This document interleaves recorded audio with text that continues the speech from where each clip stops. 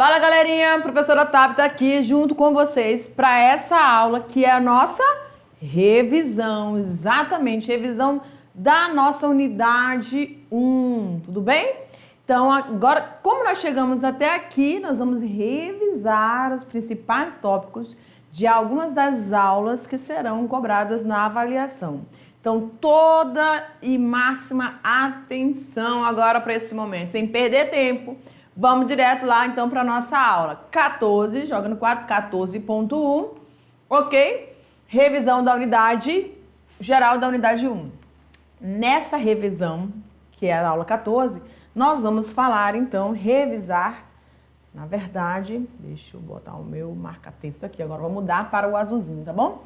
Vamos falar novamente ali, epa, botei azul, ficou amarelo, mas tudo bem. Bioma da Amazônia, sistemas agroflorestais, as classificações dos sistemas, porque a gente viu várias classificações ali de acordo, ou vários arranjos, né? Espaço, tempo, enfim. Planejamento, o que não pode faltar dentro do meu SAF, quando eu me proponho a fazer essa implantação, e os detalhes desse local de implantação, beleza? Então vamos seguindo aqui. Opa! Aula 2.1, bioma da Amazônia, nós falamos então sobre esse bioma tão extraordinário que é o que nós estamos inserido, que de acordo com as suas características de fauna, flora, edafoclimáticos, tudo isso interfere e é lógico que também beneficia a posição geográfica que nós estamos, vai proporcionar todo um arranjo faunístico e florístico, né?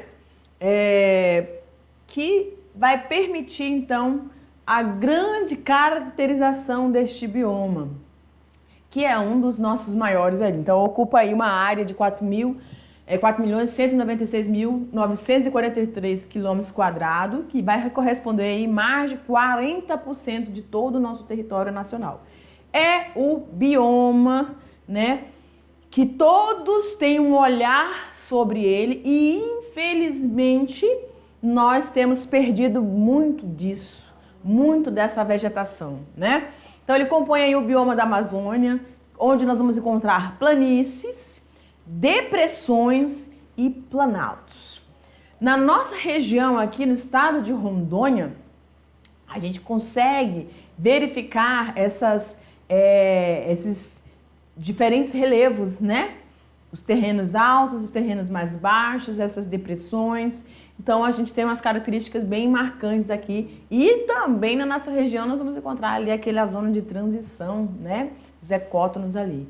Mas isso aqui vai ficar lá para a aula, né, da biologia. Mas vamos voltar aqui. Então, a gente nessa aula fala um pouco dessa questão do nosso posicionamento geográfico e de todas essas características, né, do solo e seus relevos que vão influenciar na distribuição, né, de cada espécie, de cada indivíduo em cada cantinho do nosso, da nossa região do bioma amazônico. As planícies, elas são constantemente inundadas pelas águas do rio. Então, a gente tem aqui na nossa região, deixa eu vir para cá, a gente tem aqui na nossa região as regiões de matas altas, né, terra firme, e aquelas áreas que ficam inundadas aí temporariamente, depois elas voltam a aparecer. Isso é um fenômeno da nossa região, né, característica da nossa região, e que todos os ribeirinhos eles vão se adequando a todas essas diferenças ao longo, né, das estações ao longo do ano na nossa região amazônica, que é diferente das demais, aí que tem as estações muito bem definidas. Na nossa região a gente tem o inverno amazônico e o verão, né? Então são os pontos máximos aí quando a gente fala em agricultura, quando a gente fala nos cuidados com as nossas criações, tá bom? E, óbvio, com a distribuição das famílias, né? Que elas também vão se adequando, se ajustando aí ao longo dessas diferenças que a gente tem. Pode abrir para mim, diretor. A maior de todos os biomas brasileiros vai englobar aí a maior bacia hidrográfica do mundo. além de ocupar um território, um grande território, ele vai destacar-se também pelo número de quê? De espécies. A gente tem uma diversidade extraordinária, tanto na água, né, quanto no solo. E, como a gente fala assim sempre aqui para vocês, numa única espécie ou num único indivíduo dentro da floresta amazônica, numa árvore, uma única árvore, eu vou encontrar desde o solo, nas raízes, até a copa, uma grande variedade de espécies que vão utilizar esse indivíduo para as suas atividades, os seus nichos, né? É por isso que eles se distribuem tão bem, por causa dos seus nichos ecológicos aí. No Brasil, segundo a Sociedade Brasileira de Mastozoologia, Ornitologia, Herpetologia e Ictiologia, existem aí 775 mamíferos, é uma galerinha, né? Que a gente está tendo uma representação do peixe-boi. 1971 aves das mais variadas formas, tamanhos e cores, né? E cantos. 848 de répteis e 1188 de anfíbios. E a gente sabe que esses anfíbios nem sempre eles gostam de estar à mostra, né, gente? Então é difícil mesmo fazer essa catalogação deles, né? 3.885 peixes da água doce e de água salgada, tá bom? Seguindo aqui, esse foi o que a gente viu então na aula 2 e agora para a aula 3. Sistemas agroflorestais. Nessa aula a gente já veio caindo dentro do que é o universo do terceiro ano, né? Que são os SAFs, Sistemas Agroflorestais. Então a gente falou sobre o que são eles, quais são os seus objetivos originais e depois as adequações que nós fomos fazendo, ajustando e sistematizando, né, algumas situações aqui. Onde são aplicados eles e os benefícios desses SAFs. Então bora lá. Chamado pela abreviação SAF, os sistemas agroflorestais são uma forma de uso da terra na qual se resgata o quê? A forma como os nossos ancestrais, como os povos ali utilizavam essa sistematização do cultivo dos vegetais, né? Para quê? Para sua subsistência naquele local, né? Combinando aí, agora em relação ao SAF, combinando as espécies que são arbóreas, lenhosas ou como frutíferas ou madeireiras, com os cultivos agrícolas e também a gente viu, né, que existem a presença de criações, né, de animais, tá bom? Toda essa complexidade de você ajustar a vivência e existência de uma criação junto a essas espécies florestais e as espécies agrícolas, a gente falou que tem as suas indicações dos indivíduos que a gente pode estar inserindo nessas comunidades e aqueles que a gente vai estar mantendo de acordo com os objetivos do nosso SAF. Em relação aos objetivos, formar sistemas produtivos ecológicos mais sustentáveis. Então, tem produtividade? Tem. Ele se iguala ou equipara à agricultura tradicional? Não, porque a gente não vai responder aquele fluxo que é cobrado, né, exigido ali pelo mercado nos sistemas tradicionais, tá? Porém, contudo, nós temos sim, tá? Mas sempre respeitando esses aspectos ecológicos ali do ambiente. Diminuir o risco de mercado para agricultor. Como assim? A gente discutiu isso na aula, em virtude da diversidade de produtos que podem ser extraídos a partir dos elementos que estão presentes nesses SAFs, tá bom? Então, por meio dessa variedade, maior variedade das culturas, número de espécies animais, com valor econômico e de fácil comercialização. E isso que a gente falou lá, a gente vai falar também aqui na revisão sobre esses planejamentos, né? E os objetivos dos seus SAFs.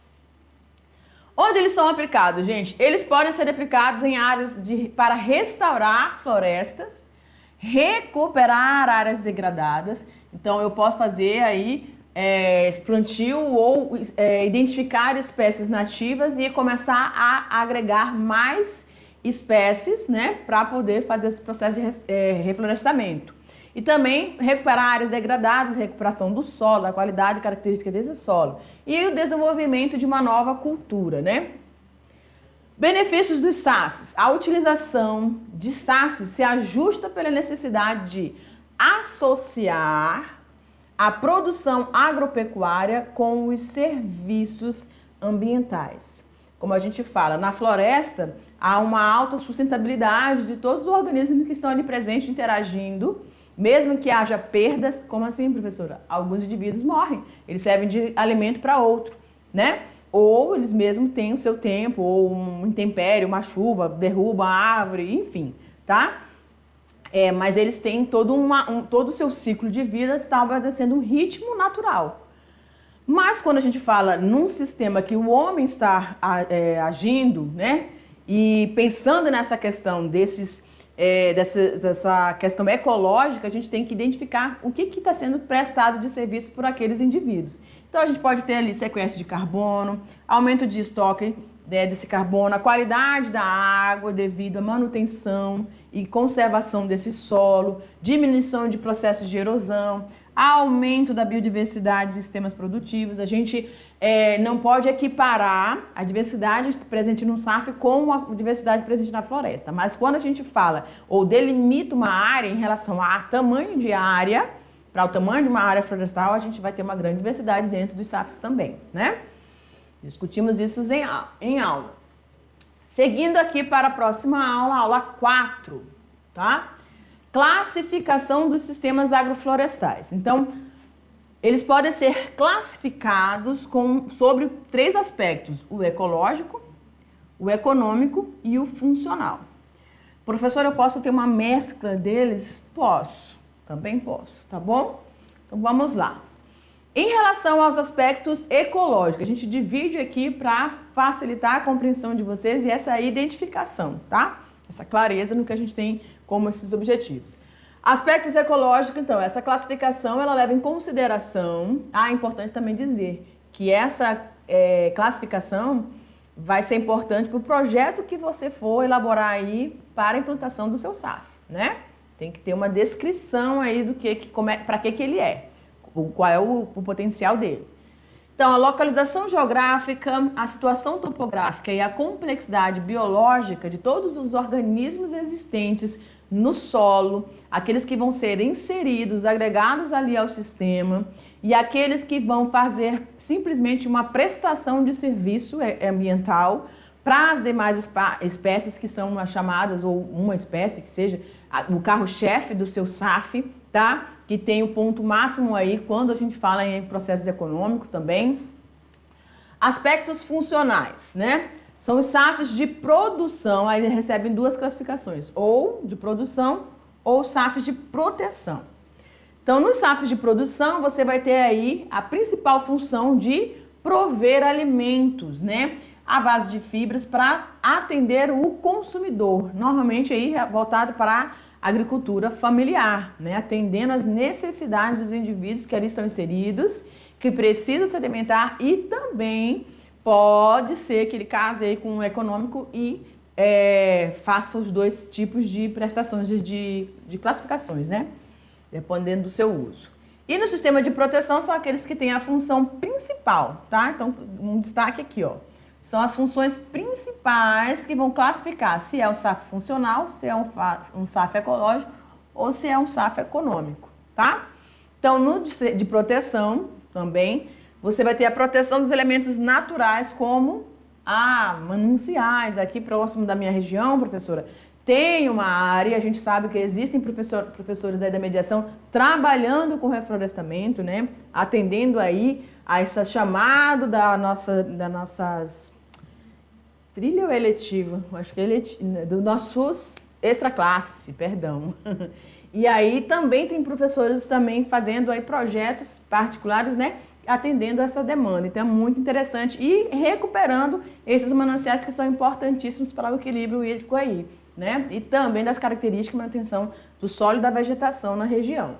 E os aspectos econômicos, os SAFs, eles podem ser definidos como comerciais, de subsistências e intermediários, que a gente pontuou aí, né? Esses intermediários vai tanto atender a função comercial, ou seja, a produção e venda, e também para a manutenção da sobrevivência e subsistência aí dessas pessoas que estão formando as famílias, tá?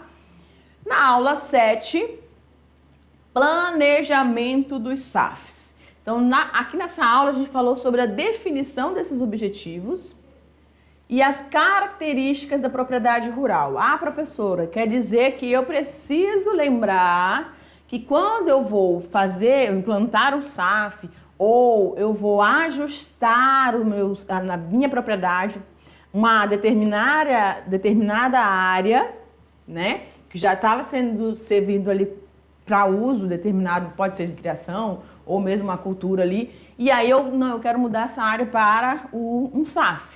Então eu tenho que analisar as características dessa propriedade, sim, tá? Opa!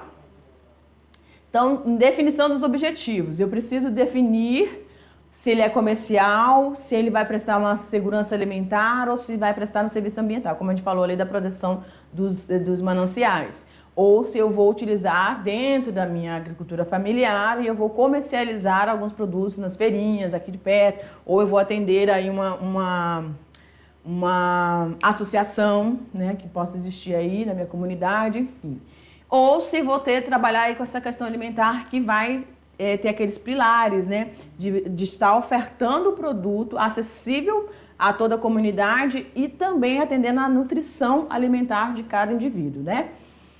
E a gente tem aí as características da propriedade rural. Conhecer o ambiente interno e externo, tá? Permite ao produtor identificar os pontos fracos, ou seja, aquilo que eu não tenho e que eu vou precisar, né? E que devem ser melhorados para não comprometer o negócio. Então, eu estou ali pensando num SAF comercial e eu sei que eu vou demandar de outros recursos que eu não tenho na minha propriedade. Tá? O máximo que eu puder usar de dentro da propriedade, melhor. Isso vai estar coerente com o que a gente propõe nos SAFs. Mas se não tiver, a gente vai ter que ter o mínimo de insumos ali externos, tá bom? Mas pensar nisso e projetar tudo isso. Na aula 8, local para implantação dos SAFs. As diferentes áreas para implantação dos SAFs, quais são? Então, para pensar nessa localização, eu preciso, então, selecionar o local. E esse produtor ele deve basear-se no cadastro ambiental rural. Ele tem que identificar a sua propriedade para qual é a finalidade do uso daquela terra. Então, o CAR é um cadastro que você tem que fazer para utilizar essa área. Até porque existem legislações para toda a questão da área vegetativa, não é verdade? E aí, deixa eu vir para cá. A partir das características do tamanho da minha propriedade, depois que eu fizer o registro aqui do CAR, eu vou então identificar, na minha área, a gente está falando do bioma amazônico, eu tenho que ter uma grande porcentagem, boa parte dessa propriedade ali para a preservação daquele ambiente, daquele bioma, tá? E sim, eu vou ter uma área que eu vou poder fazer o uso sustentável, né? Porque é o que a gente preserva aqui dentro da nossa compreensão dos SAFs, tá? Então, eu vou vir com aquela área e aí eu vou delimitar todo aquele local e eu vou dizer se naquele local que eu delimitei eu vou ter condições de fazer um SAFs que vai atender a classificação, por exemplo, para uso comercial usando vegetais e animais, ou seja, as espécies agrícolas, espécies arbóreas e também as criações. Então, tudo tem que estar bem ajustado, bem alinhado para que você trabalhe legalmente. Porque aqui está dizendo aqui, ó, áreas de reserva legal, dependendo do tipo de sistema a ser implantado, tem que obedecer a resolução do CONAMA. E aí a gente tem também o nosso Código Florestal, né? Que vai, então, identificar o uso de cada metro, né, quadrado aí da nossa propriedade. Tudo bem, galera? A gente deseja, agora eu vou deixar você com a sua avaliação e a gente deseja aí, professor Jefferson, que vocês façam uma excelente avaliação, tá bom? A gente vai querer ver os resultados aqui. Beijo grande, tchau, tchau.